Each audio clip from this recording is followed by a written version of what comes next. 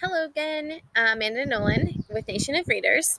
I talked last week about poetry and rhyme and rhythm and why poetry is important to teach and read with our kids and our students.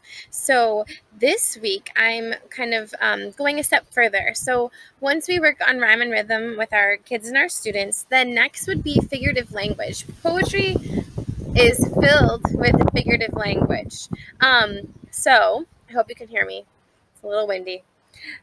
So there's things like similes. Those are sentences using like and as. So saying, my mom is as squishy as a teddy bear. My mom's hugs are as great as a teddy bear. So using like or as to compare two things is a simile. And pointing this out to students, having them use similes and notice them in text is a great place to start when we talk about figurative language.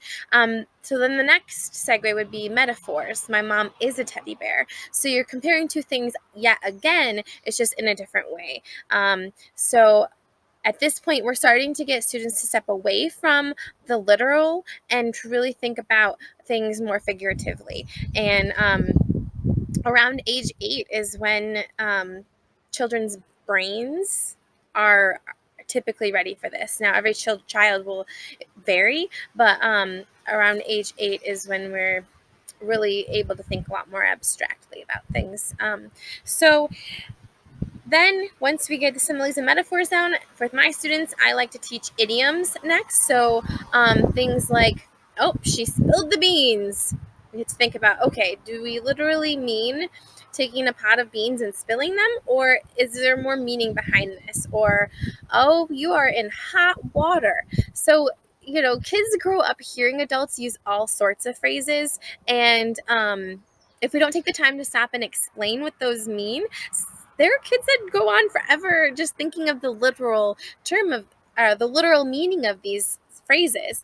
And what I find often is that some of our struggling readers, they do this. They cling to the literal and they never really they have a harder time grasping the figurative meaning behind them. So parents can just take the time to discuss what some of these idioms mean when you use them in daily life. So, or we'll cross that bridge when we come to it, right? There's another idiom that we just use all the time, but we don't always take the time to explain to kids.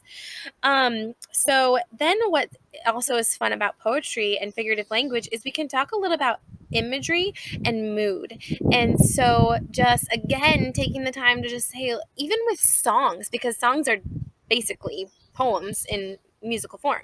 So if we take the time to just talk about, oh, like, how does this song make you feel, and talk about the different shades of meaning, like you have sadness and despair, and what other words can we come up with, melancholy, and it's a vocabulary thing, right? I mean, we know that students and children who have higher vocabularies just have a better chance of success in life. And so talking to our kids and our students in daily life, in the classroom, everywhere, is so important to build those vocabulary skills and to get kids thinking more figuratively beyond the explicit and literal sense of words, because they're going to encounter that in their daily lives as they grow up. So just take the time to talk, read, listen to songs, talk about them, read poetry.